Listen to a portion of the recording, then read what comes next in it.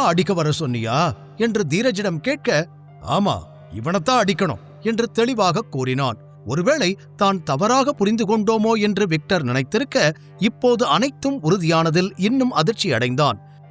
இவரு உன் ஃபேமிலியில ஒருத்தர் தானே என்று விக்டர் தடுமாற்றத்துடன் கேட்க, அதெல்லாம் ஒண்ணும் கிடையாது. முன்னாடி என் தங்கச்சியோட ஹஸ்பண்டா இருந்தான். ஆனா இப்ப அதெல்லாம் எதுவும் இல்ல.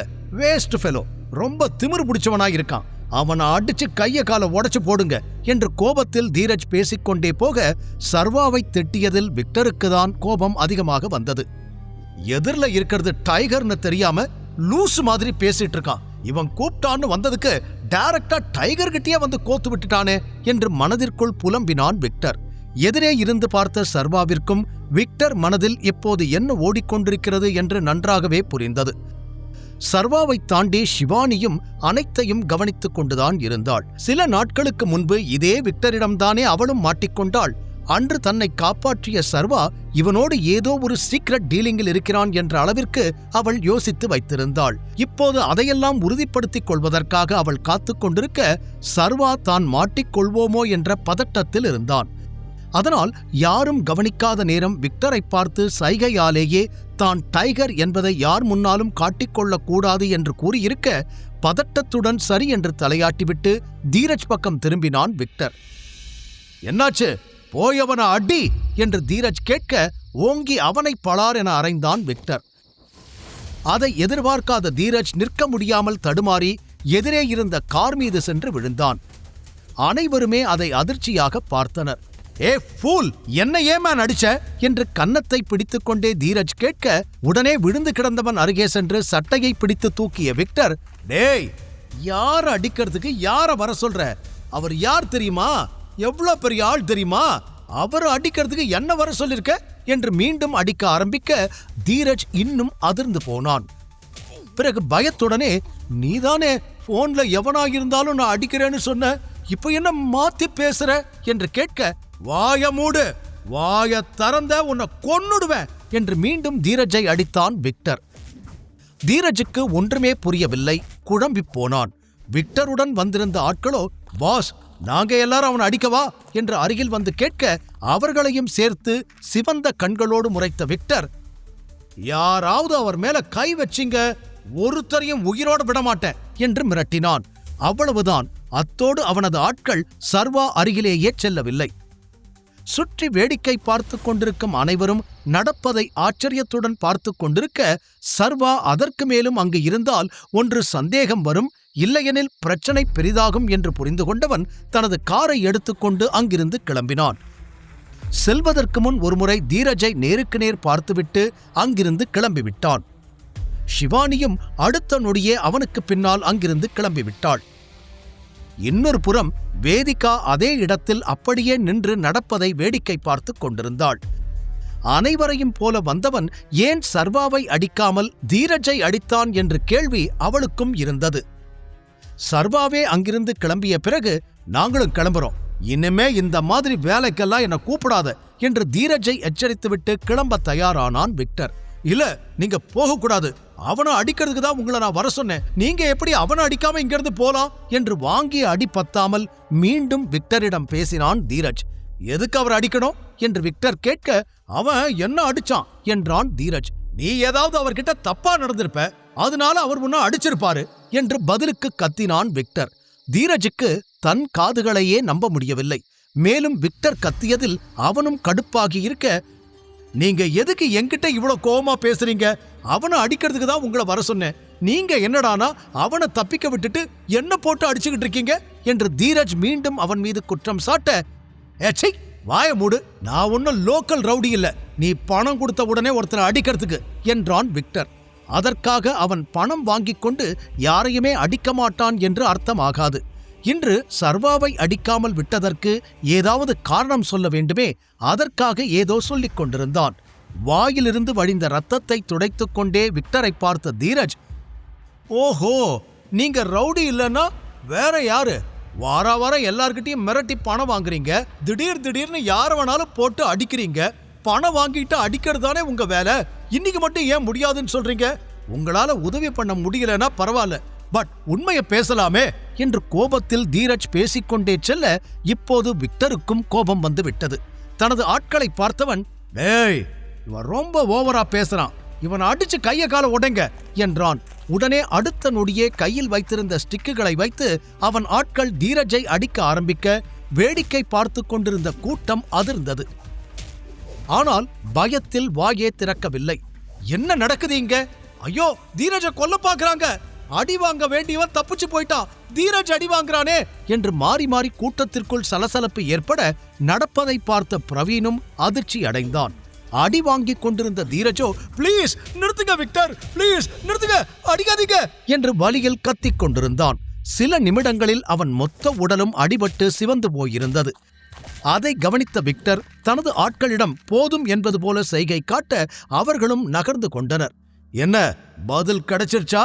மறுபடியும் ஏதாவது பேசுனா உன்னை கொன்னுடுவேன், இனி என் கண்ணு முன்னாடி வரக்கூடாது, மீறி வந்த அதுதான் உனக்கு கடைசி நாளாயிருக்கும், புரிஞ்சுதா என்று விக்டர் தீரஜை மிரட்ட வழிந்த ரத்தத்தை துப்பிவிட்டு எழுந்து நின்ற தீரஜ், அப்படியா, அதையும் நான் பாக்குறேன், முதல்ல அந்த வீணா போன சர்வா கதையை முடிச்சிட்டு அப்புறம் உன்கிட்ட வரேன் என்று அந்த வலியில் கூட வாயை மூடாமல் வம்பு இழுத்துக்கொண்டே இருந்தான். என்னடா சொன்ன என்று பாய்ந்து அவன் கழுத்தை பிடித்து விட்டான் விக்டர். அவர் யாருன்னு தெரியுமா என்று கத்தினான். சர்வா யார் என்று உண்மையைச் சொல்ல அவன் மனம் துடித்தது. ஆனால் அதை இப்போது சொல்ல முடியாது. சர்வாவிற்கு தெரிந்தால் பிரச்சனையாகிவிடும் என்று அவன் தன்னை கட்டுப்படுத்திக் கொண்டு நிற்க, யாரு அவன் சொல்லு, அவன் என்ன பெரிய இவனா, இந்த வீட்லயே 1 நம்பர் வேஸ்ட் அவன்தான் என்று சர்வாவை உயர்வாக பேசியதில் கடுப்பாகி கத்தினான் தீரஜ். மீண்டும் மீண்டும் அவ்வாறு பேசுவதைக் கண்டு தீரஜை அடிக்க பரபரத்தது விக்டரின் கைகள். இருந்தும், இதுக்கு மேல உன்கிட்ட பேசுறதுக்கு எனக்கு விருப்பம் இல்லை, எல்லாரும் கிளம்புகடா என்று தனது ஆட்களுக்கு கட்டளை கொடுக்க வந்தவர்கள் எல்லாம் அவரவர் காரில் ஏறிக்கொண்டனர். விக்டரும் தனது காரில் ஏறிவிட்டு ஒரு முறை தீரஜை முறைத்து பார்த்தவன் காரை கிளப்பச் சொல்ல கார் அங்கிருந்து சென்று விட்டது. அவர்கள் சென்ற பிறகு, யாராவது ஆம்புலன்ஸ்க்கு கால் பண்ணுங்க, ஐயோ தீரஜ் பாவம் என்று மீண்டும் கூட்டம் சலசலக்க கூட்டத்திலிருந்து வெளியில் வந்த அதியமான், உனக்கு இப்படியே ஆகணும், என் பர்த்டே அன்னைக்கு நீ இப்படி அடி வாங்குறதையா நான் பார்க்கணும் என்று புலம்பி தள்ளினார். அனைவரும் தீரஜை பற்றி கவலையில் இருக்க பற்களை கடித்து கோபத்தில் கைகளை முறுக்கிக் கொண்டு நின்றான் பிரவீன். சர்வா அடி வாங்குவதை பார்க்க ஆர்வமாக இருந்தவன் இப்போது அவன் தப்பித்துச் சென்றதில் கடுப்பாகி போயிருந்தான்.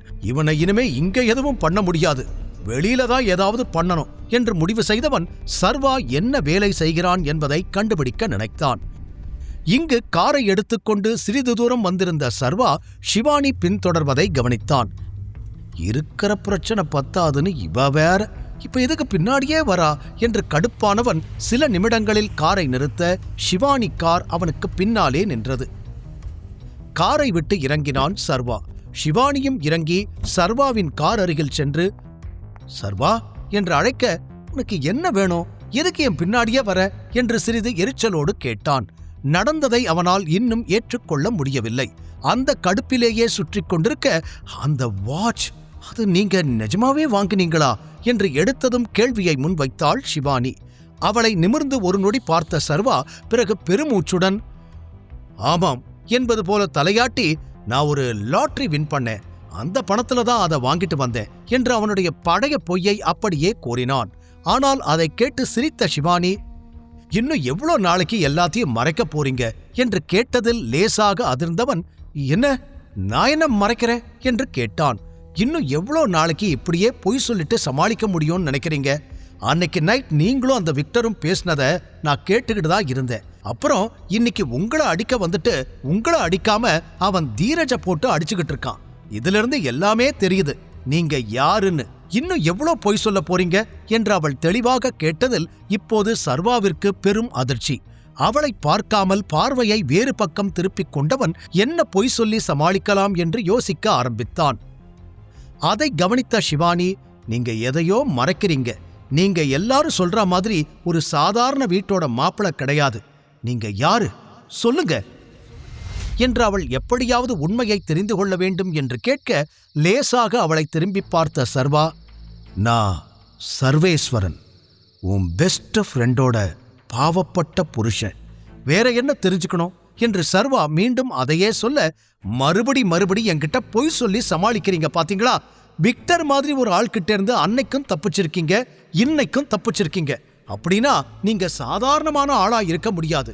யார் நீங்க, மந்திரவாதியோ என்று அவள் கேட்க, உடனே சிரித்த சர்வா, உனக்குதான் யாரோ பில்லி சூனிய வச்சுட்டாங்க போல, அதான் இப்படியெல்லாம் பேசிக்கிட்டு இருக்க. அண்ட் அன்னைக்கு உனக்கு ட்ரக் கொடுத்திருக்கேன்னு அவனே சொன்னான். அதனாலதான் உன் காதல் விழுந்த எல்லாமே தப்பா விழுந்திருக்கு. நாங்க பேசுனது வேற, நீ கேட்டது வேற என்று மீண்டும் சமாளித்தான்.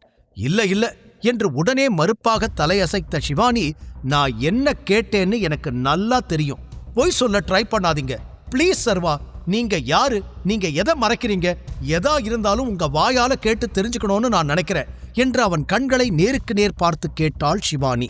அனைத்தையும் அவளிடம் சொல்லிவிடலாமா என்று ஒரு நொடி தோன்றினாலும் அந்த யோசனையை தனக்குள்ளேயே புதைத்து கொண்டவன், நீ நினைக்கிற மாதிரி நான் பெரிய ஆளெல்லாம் இல்ல, ஒரு அனாதை, அவ்வளோதான். என் அப்பா சின்ன வயசுல இறந்துட்டாரு. நான் ஆசிரமத்துல இருந்தேன். நானே படிச்சேன், டெலிவரி வேலை பார்த்தேன்.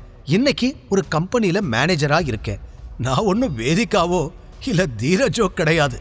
எதுவுமே செய்யாம பெரிய கம்பெனியில பெரிய பொறுப்புல உட்கார என்று அவன் உடைந்து போன குரலில் சொல்ல, நம்பலாமா வேண்டாமா என்று சந்தேகத்தோடு பார்த்த சிவானி, அப்படின்னா உங்களுக்கும் விக்ரமனுக்கும் என்ன சம்பந்தம் என்று கேட்டாள். அதுதான் நான் ஏற்கனவே சொல்லி இருக்கிறேன்ல, என் அப்பா விக்ரமன் கிட்ட டிரைவர் வேலை பார்த்திருக்காரு. அதனால அவருக்கு என்ன தெரியும், எனக்கு உதவி பண்றாரு என்று அவன் அதற்கும் காரணம் சொல்ல கடுப்பாகி போனாள் சிவானி. அவன் என்ன காரணம் சொன்னாலும் அவன் எதையோ மறைக்கிறான் என்பது அவளுக்கு தெளிவாக தெரிந்தும் எதையும் கண்டுபிடிக்க முடியவில்லை என்று தன் இயலாமையை நொந்து கொண்டவள், நாளைக்கு என்ன பிளான், எங்கேயாவது வெளியில போறீங்களா என்று பேச்சை மாற்றுவதற்காக கேட்டாள். ஒரு நொடி ஏதோ யோசித்துவிட்டு இல்லை என்பது போல தலையாட்டிய சர்வா, இப்போ எது செஞ்சாலும் சரியா இருக்காது. உனக்கே தெரியும், நான் வேதிகா ஃபேமிலி கூட சண்டை போட்டுட்டு வந்திருக்கேன்னு. எல்லாம் சரியாகிற வரைக்கும் நாம 2 பேரும் வெளியில எங்கேயும் போக வேண்டாம்.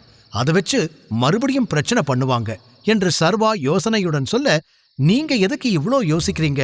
அதுவும் வேதிகா அண்ட் அவ ஃபேமிலிய பத்தி. அவ உங்களை லவ் பண்ணவும் இல்ல, உங்க மேல அவளுக்கு பாசமும் இல்ல. அவளை பத்தி ஏன் கவலைப்படுறீங்க என்று சிவானி கேட்க, லேசாக சிரித்த சர்வா, அது எப்படி வேணாலும் இருக்கட்டும், அதை பத்தி பேச வேண்டாம். நான் கொஞ்சம் ரிலாக்ஸ் ஆகணும், அதுக்கப்புறம் நானே கால் பண்றேன், நாம வெளியில போலாம் என்று சர்வா கூறியதும் சரி என்று சிரிப்புடன் தலையாட்டிவிட்டு தனது காரில் ஏறி அங்கிருந்து கிளம்பி விட்டாள் சிவானி. முழு கதையையும் கேட்டு மகிழ பாக்கெட் FM ஆப்பை டவுன்லோட் செய்யுங்கள். லிங்க் டிஸ்கிரிப்ஷனில் கொடுக்கப்பட்டுள்ளது.